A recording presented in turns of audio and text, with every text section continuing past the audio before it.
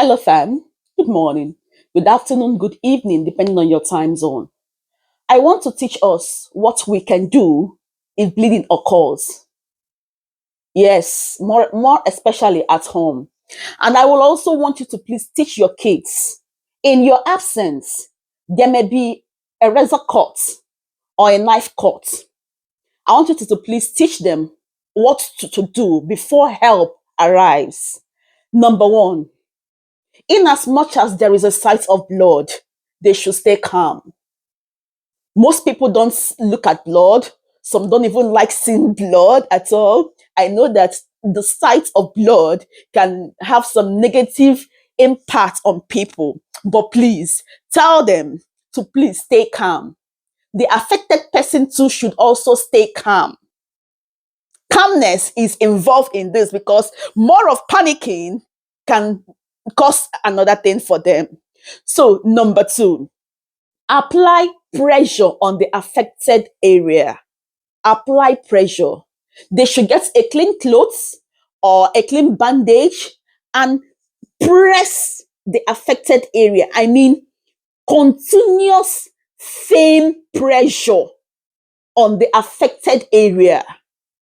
Even though the neat or sterile bandage is full of blood, they shouldn't remove it. Rather, they should get another clean clothes or clean bandage and still apply much more pressure on it. They should apply firm pressure. This either stops the bleeding or slows it, depending on the type of cut, depending on the type of bleeding that's occurred. It might either slow the bleeding or it might stop the bleeding entirely. So applying continuous firm pressure is very, very important. Number three, elevate the injured area if possible. Teach them this too. In your absence, they will know what to do.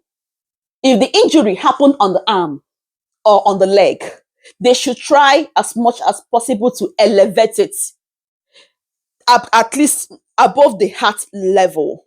Why would they do this? The reason why they would do this is once the affected area is elevated, it stops blood flow to that area. Blood stops flowing immediately.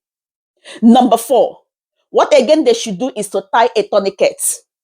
If the pressure did not work, if applying much more pressure on it did not work, they should please get a tourniquet.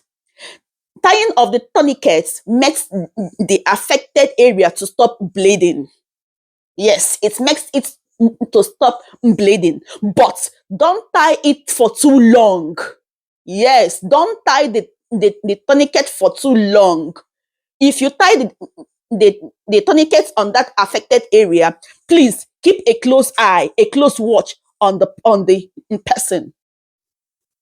Number five, try as much as possible to keep the person warm to avoid shock. Get a blanket and cover the person. The person needs to feel warm and maintain a very good level of temperature. Number six, do not introduce any foreign objects. Foreign object like unsterile clothes, unsterile bandage. You can just pick anything and start pressing the wound or covering the wound. This can introduce infection. That skin is already open. Number seven, do not try to remove any embedded objects. Never. It is not your work.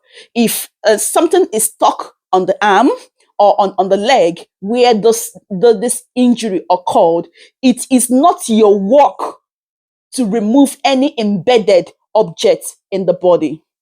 Please and please, I want to tell us, in as much as we are running around to prevent much loss of blood, we should always be efficient while carrying this out until help arrives.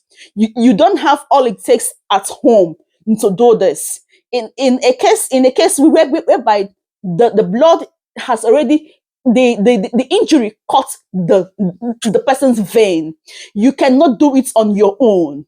You understand? I'm just giving you tips of what you can do to arrest the situation before emergency help arrives. Thank you so much for watching. Please teach your children this. It is very, very important. See you on the next one. Bye for now.